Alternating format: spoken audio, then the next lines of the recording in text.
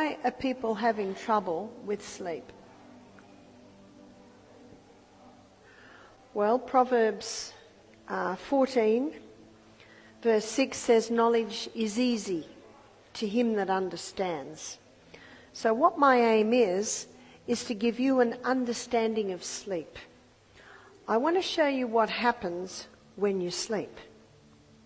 And when you understand what happens when you sleep, you begin to have a knowledge on the important times to sleep and why. There's a little tiny gland in the base of the brain, and it's called the pineal gland. And the pineal gland is about the size of maybe a macadamia nut, and it's right in the base of your brain. And the pineal gland releases 4 hormones every night, but only in certain hours. In the winter time, it's between 9 and 2. And I think your summertime ends end of October, is that right? We call it daylight saving. So in Australia, I think daylight saving's just about begun, and that when daylight saving, so at the moment you're still on summertime, yeah? So at the moment it's between 10 p.m. and 3 a.m. Why only those times? It has much to do with the moons and the tides. Light and dark signals are fed through the optic nerve to a control centre in the brain where your body clock is located. And your body clock communicates with the pineal gland. And these are the hormones that are released. One is melatonin. A lot of people have heard of melatonin. Some people that don't sleep very well take melatonin. Well, we naturally release melatonin in that time, and it's called the fix and rejuvenate nighttime hormone. So it is this hormone that probably is mostly responsible for the fix and rejuvenation that's happening in our brain and our body while we sleep. Another hormone is serotonin. That's the mood hormone. So if you want to feel good, go to bed early. What are the kids like if they have a late night? Not very happy. Either are the adults.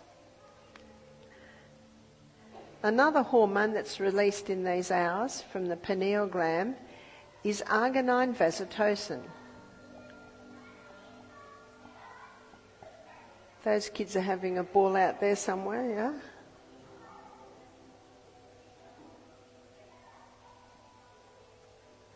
Arginine vasotocin is our natural painkiller. Did you know you have a natural painkiller?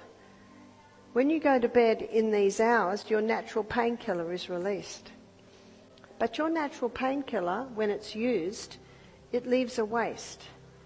And if that waste hasn't been released, then the next night, arginine vasotocin won't be released. So how do we get rid of the waste from using our arginine vasotocin? That's exercise. When you exercise in the day, as you perspire, you are letting go of the waste. And that's why exercise is so important to be able to increase your ability to sleep. Ecclesiastes says, the sleep of a labouring man is sweet.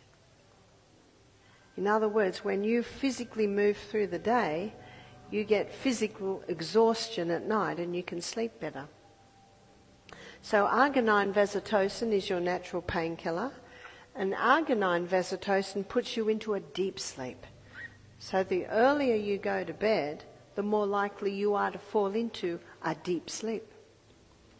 The other hormone that's released is epithalamin.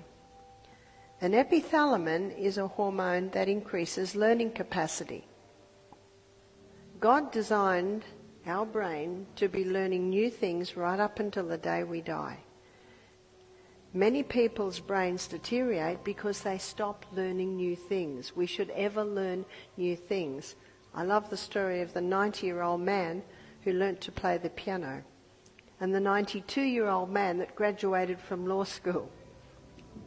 After hearing the lecture on renewing the mind, a 75-year-old man came up to me and he said, I recently put away my most difficult violin pieces. He said, I'm going home to get them out again.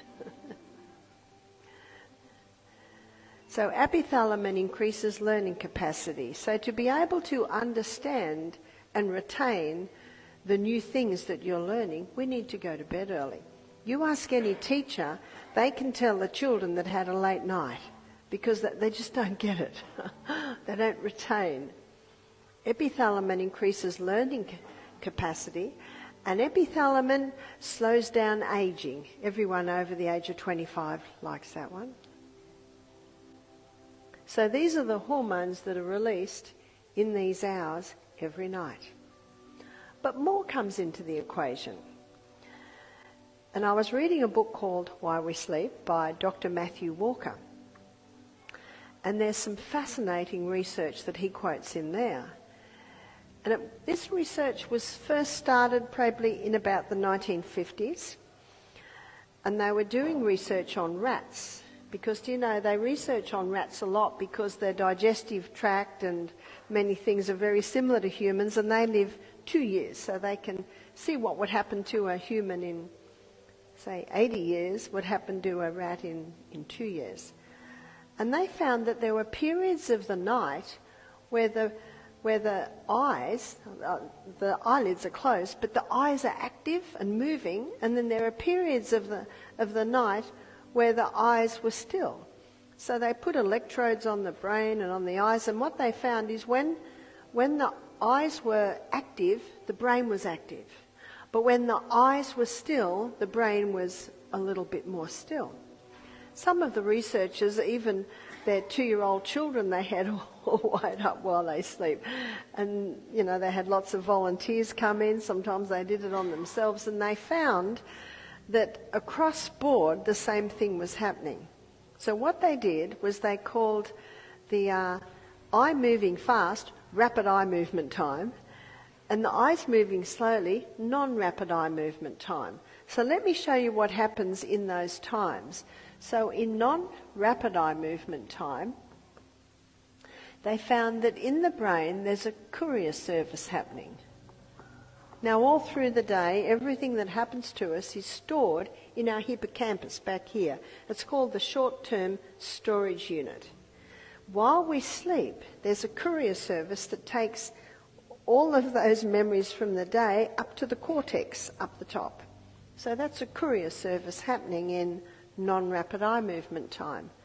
The other thing that's happening in non-rapid eye movement time is the cleaning system. We just mentioned that. The lymphatic system. So cleanings happen. What they found is that the brain cells seem to shrink up a bit, allowing more fluid between them, and so this cleaning system is happening. So what's cleaned up? Waste from neuronal activity, waste from the combustion of glucose and oxygen in the energy cycles in the cell, but also negative emotions, which we just discussed. And that happens after we make the decision to forgive. So when we forgive, that seems to trigger this lymphatic system to start cleaning up the waste. So these are the two things that happen in non-rapid eye movement time. In rapid eye movement time, this is where dreaming happens. No wonder the eyes are moving fast. The dreaming. Also in rapid eye movement time is a filing system. Now what Dr. Matthew Walker was amazed at in the research that he was doing, and he's an atheist, and this is what he said. He said it's almost as if sleep has an intelligence. This is an admission from an atheist. And if I was there talking to him, I'd say, of course, mate, it has an intelligence. It was designed by God. These incredible things were designed by God to happen at that time in the night.